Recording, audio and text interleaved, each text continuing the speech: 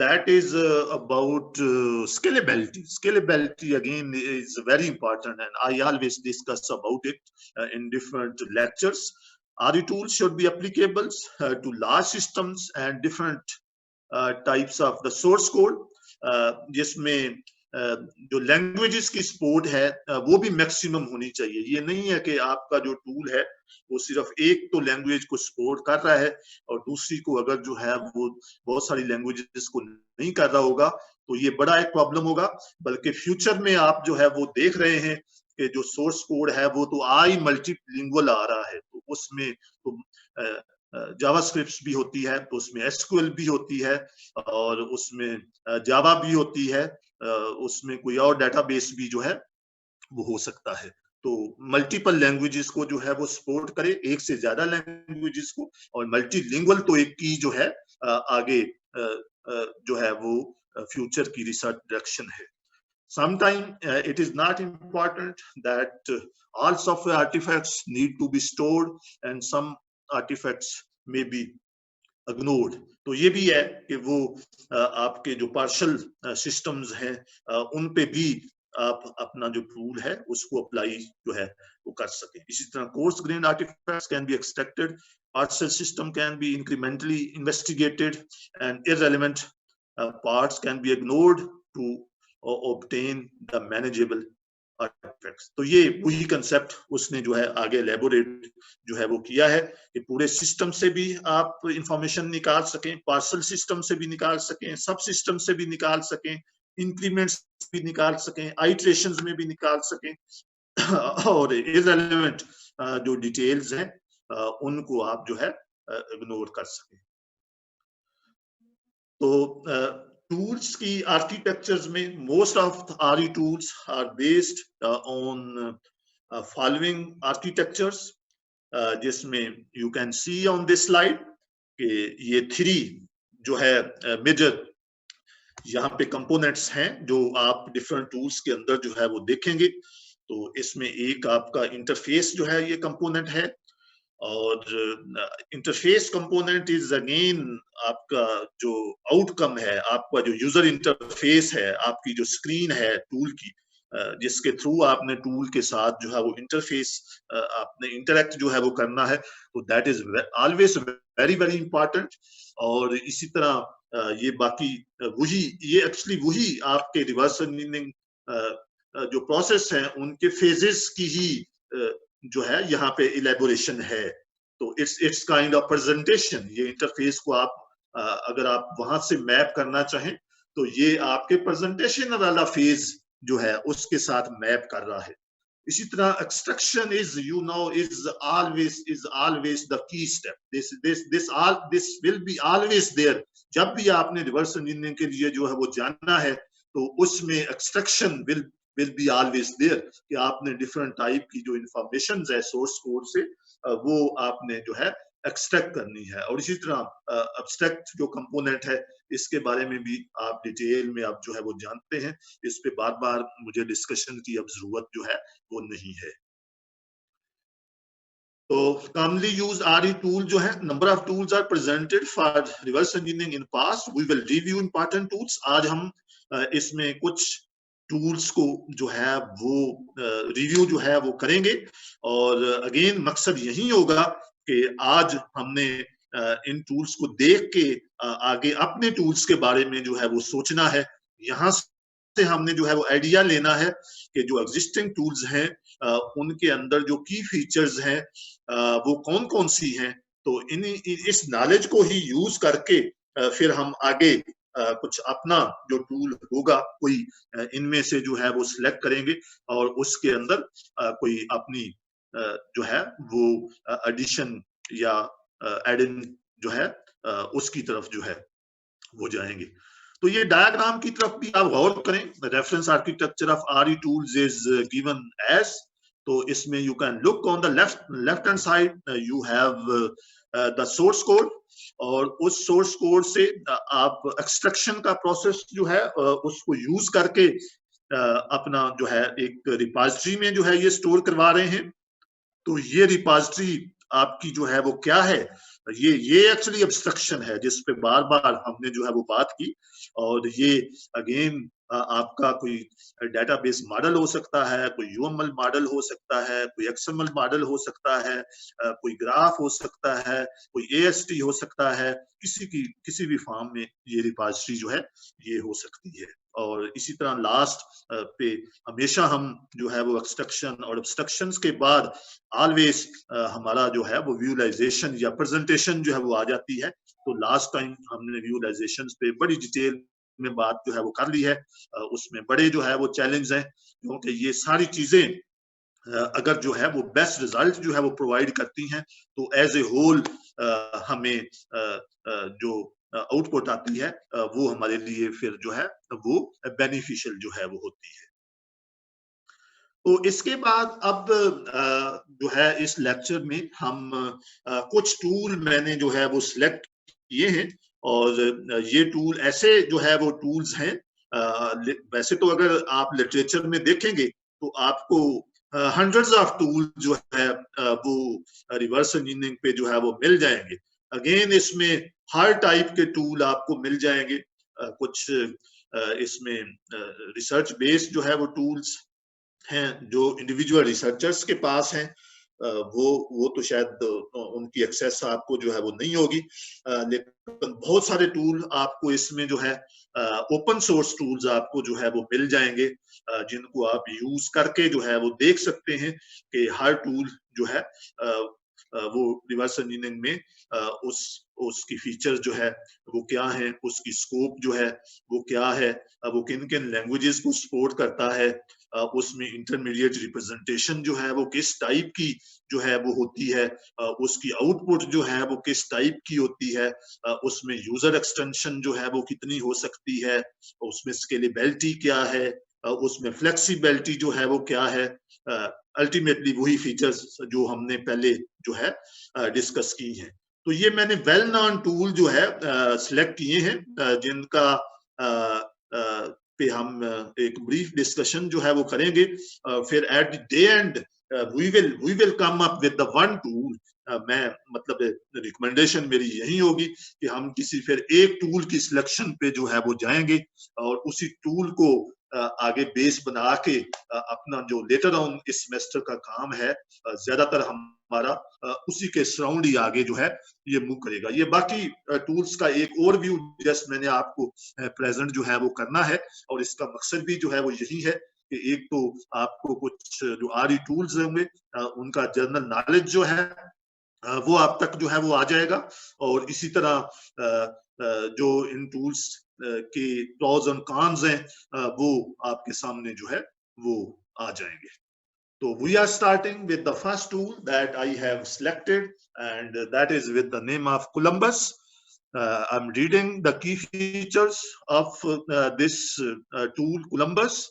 Columbus is a reverse engineering framework, पूरा एक framework है, and it contain a C++ source code analyzer plugin that can extract large C++ projects into UML diagrams, AST and call graph.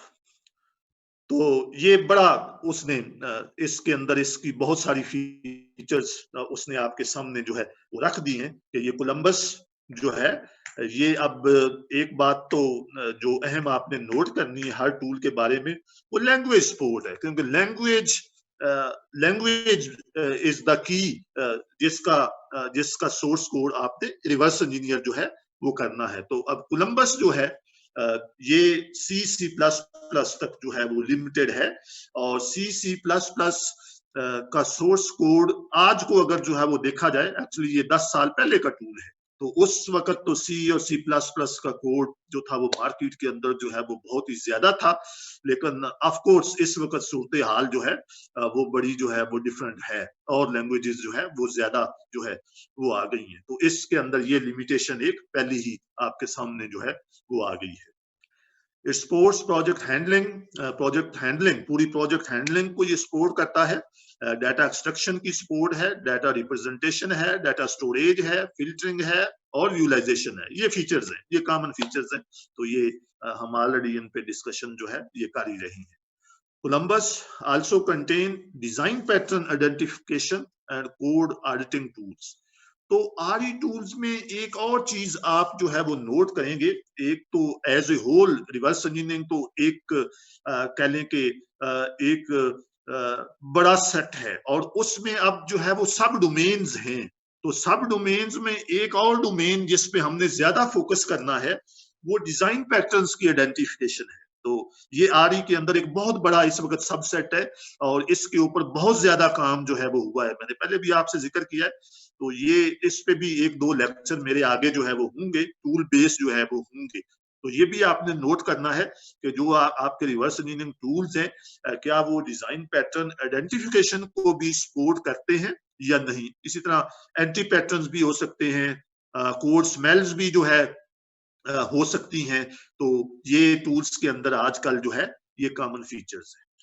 This tool is developed in cooperation between University of Seas, Nokia and Front End Art. तो ये tools, बहुत सारे tool जो है ये joint ventures हैं। तो उसमें बाजुकात कंपनियां मिली हुई हैं और उसके बाद डिफरेंट यूनिवर्सिटीज हैं, वो मिलके जो टूल्स हैं वो डेवलप कर रही हैं। तो कोलंबस के ऊपर जो है ये अल्टीमेटली जैसा की लेसन यहाँ पे यही मिल रहा है कि ये थोड़ा सा पुराना टूल है। अगर आज की बात जो है वो की जाए तो सी और C++ तक जो है वो लिमिटेड है। इसी तरह हर जो टूल वेल नोन टूल है उसके ऊपर जो है बड़ी एफर्ट है, मतलब बहुत सारी कंपनियों ने मिलके जो है वो काम किया। कुछ में अभी भी एक्सटेंशन हो रही है और कुछ में ऑफ कोर्स डेड एंड भी जो है वो आ जाता है। तो कोलंबस के ऊपर जो है ये नंबर ऑफ पेपर्स आगे हैं। अगर आप डिटेल में देखना चाहें तो ये पेपर्स के नाम मैंने जो है वो लिख दिए हैं। ये सारे कोलंबस के ऊपर पेपर जो है ये रिसर्च पेपर्स हैं, ये पूरे रिसर्च पेपर्स हैं। ये आपको इस टूल की जो पूरी डिटेल है उसके बारे में इंफॉर्मेशन जो है ये प्रोवाइड करेंगे। लेकिन आपको कोई ज्यादा जरूरत नहीं है इन पेपर्स को देखने की अगर आपने इस टूल को एक्सटेंड जो है नहीं करना। तो ये इसका एक मैंने जस्ट स्क्रीनशॉट कुछ टूल्स के आपको जो है वो दिखाए हैं। तो ये जस्ट इसका एक यूजर इंटरफेस है जो आप व्यू जो है ये कर सकते हैं कि इसका जो है ये लाइक UML रैशनल रो की तरह जो है इसका इंटरफेस है या स्पार्क सिस्टम इंटरप्राइज आर्किटेक्ट की तरह इसका इंटरफेस है। तो फर्दर इसको अगर कोई स्पेसिफिक स्टूडेंट, क्योंकि प्रोजेक्ट के अंदर मैं कंपल्शन नहीं लगाऊंगा कि आपको जो टूल मैं बताऊं आप 100% उसी को ही जो है आगे एक्सटेंड करें। तो आप कोई और भी टूल अगर जो है वो एक्सटेंड करना चाहें तो वो आपकी आगे मर्जी होगी। फिर आप उस टूल को फर्दर जो है डिटेल में आगे एक्सप्लोर जो है वो करेंगे। इसी तरह ये सेकंड जो है टूल है CPP2XMI। ये भी कंपैरेटिवली अगर मैं जो है वो देखता हूं तो ये भी कंपैरेटिवली थोड़ा सा पुराना अब टूल हो गया है। तो इसका जो है पहले मैं की इसकी फीचर्स जो है वो समझता हूं। मैंने बड़े एब्स्ट्रैक्ट लेवल पे इन टूल्स की फीचर्स आपके सामने चंद जो है वो रखी हैं। अदरवाइज ये हर टूल के ऊपर नंबर ऑफ रिसर्च पेपर आपको जो है वो मिल जाएंगे अगर आप हर एक टूल्स को डिटेल के अंदर एक्सप्लोर करना चाहें। लेकिन अगेन हर टूल को देखना एक बड़ा टाइम कंज्यूमिंग जो है प्रोसेस होता है। तो CPP2XMI is reverse engineering tools which allow extracting UML class diagrams, sequence diagrams, and activity diagrams in XMI format from C++ source code. Again, language को नोट करें, language C++ है। C++ की सिर्फ इसके अंदर जो है वो सपोर्ट है, लेकिन लेगसी कोड अगेन अब C और C++ में नहीं है। वो बहुत ज्यादा अब जो है वो जावा के अंदर है या और मतलब लैंग्वेजेस हैं उनके अंदर है। वर्ड में अगर आप कोड की जो है वो बात करें, the tool processes CPP ML output of Columbus. तो इसमें इसकी जो आउटपुट है वो कोलंबस के साथ भी आप इंटीग्रेट जो है ये कर सकते हैं, यानी कोलंबस और इसकी आपस में जो इंटीग्रेशन है उसका ऑप्शन इन्होंने प्रोवाइड जो है वो किया हुआ है। तो ये टूल जो है CPP-ML file contain all the information from the AST। तो इंटरमीडिएट रिप्रेजेंटेशन भी हर टूल के अंदर एक अहम रोल प्ले करती है, जिसका हमेशा मैंने आपसे जिक्र जो है वो किया है। तो इस टूल के अंदर जो इंटरमीडिएट रिप्रेजेंटेशन है उसमें AST है, और AST एक ऐसी रिप्रेजेंटेशन है जो सबसे डिटेल इंफॉर्मेशन जो है प्रोवाइड करती है। तो following papers are on CPP to XMI। ये आगे इसके ऊपर डिफरेंट जो है वो रिसर्च पेपर्स हैं, जिसमें कोड माइनिंग इन C++ है, और extraction of state machines of legacy with CPP to XMI है, और इसी तरह और भी पेपर इसके अंदर आप जो है वो देख सकते हैं। नेक्स्ट जो टूल है that is Digi, is very well known tool, is very important tool जो is developed by university of Victoria. University of Victoria ने एज ए प्रोटोटाइप के तौर पर जो है ये डेवलप किया, जिसमें विजुअलाइजेशन की भी बड़ी स्ट्रॉन्ग सपोर्ट जो है अवेलेबल है, और स्केलेबिलिटी ये बहुत अच्छे जो है वो स्केल पे इंश्योर जो है ये करता है। यूनिवर्सिटी ऑफ विक्टोरिया ने के अंदर ये PhD स्टूडेंट्स की ही अटेम्प्ट थी जिन्होंने इनिशियली ये टूल जो है डेवलप किया। तो ये RSF फॉर्मेट को इंटरमीडिएट रिप्रेजेंटेशन के लिए यूज करता है। ये इन्होंने अपनी एक इंटरमीडिएट रिप्रेजेंटेशन इंट्रोड्यूस करवाई, जिसको इन्होंने नाम RSF का दिया है। तो RSF stand for Rigi source format. तो ये इनकी अपनी एक रिप्रेजेंटेशन है।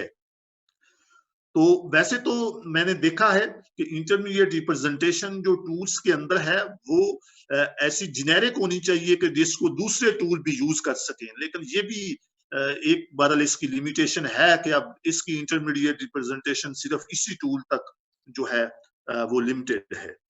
ये एक्सटेंडेबल है, प्रोग्रामेबल है, is used on many open source and commercial projects. बहुत सारे ओपन सोर्स और कमर्शियल प्रोजेक्ट्स पे इसको अप्लाई जो है वो किया गया है। स्केलेबिलिटी इसकी जो है वो इंश्योर्ड है, जैसे कि मैंने शुरू में भी इस पे बातचीत जो है वो कर ली है। तो इसमें जो एनालिसिस है वो C++, कोबोल एक वक्त में देखें ऐसी लैंग्वेज थी जिसका दुनिया में सबसे ज्यादा जो है ये कोड था, लेकिन ये भी अब बात पुरानी हो गई है। तो जब ये टूल बना था तो इसका एक मेजर जो था मोटिवेशन वो कोबोल को हैंडल करने की थी, क्योंकि वर्ल्ड का एक दौर में सबसे ज्यादा कोड जो था वो कोबोल में एग्जिस्ट करता था, जो अभी ऐसा ऐसा फेज आउट जो है ये हो गया है। तो following tools are based on Digi. कुछ और टूल्स हैं जो इस टूल के ऊपर बेस्ड हैं, या इस टूल की आर्किटेक्चर्स को यूज करके ये फर्दर टूल्स जो है ये डिफरेंट कंपनी ने बनाई। इन पे भी आगे हमारी कुछ जो है वो डिस्कशन है, जिसमें एक बाउ हाउस है, इज वेरी वेल नोन, और इसी तरह जो सेकंड टूल है दैट इज डाली, ये भी रिजी की ही आगे जो है एक्सटेंशन है। तो ये थोड़ा सा उसने यूजर इंटरफेस इसका आपको शो किया है, और ये विजुअलाइजेशन के अंदर भी इसकी मैंने आपको एक स्क्रीनशॉट जो है दिखाया था। तो विजुअलाइजेशन बहुत इसके अंदर जो है वो अच्छे लेवल की है, इंटरैक्टिव टाइप की असल में है, बट स्टिल लिमिटेशंस अपनी जगह पे जो है वो एग्जिस्ट करती है। इसी तरह जो नेक्स्ट टूल है स्टूडेंट, एक बात मैं कहना चाह रहा हूं कि ये असल में जूम को अब हमने इतना यूज करना शुरू कर दिया है। आज भी मेरी बहुत सारी मीटिंग्स थी, तो उसमें अब ये 40 मिनट्स के बाद ब्रेक होना शुरू हो गया है। तो अभी भी मुझे एक मैसेज आया है कि ये अगर जो है वो ब्रेक हो जाता है तो फिर हमें फिर इसको दोबारा से स्टार्ट करना पड़ेगा। तो आपने जो है वो जानना नहीं है। मेरी बात सुन रहे हैं प्लीज? यस सर, ठीक है जी। तो अभी हम बाउ हाउस पे हैं। बाउ हाउस, ये बाउ हाउस वर्ड की तरफ आप गौर करें। ये जो बाउ हाउस है, ये इंग्लिश का वर्ड नहीं है, ये जर्मन वर्ड है। ये बाउ हाउस जो वर्ड है, ये जर्मन वर्ड है। और ये एक्चुअली टूल ही जो है, ये जर्मनी में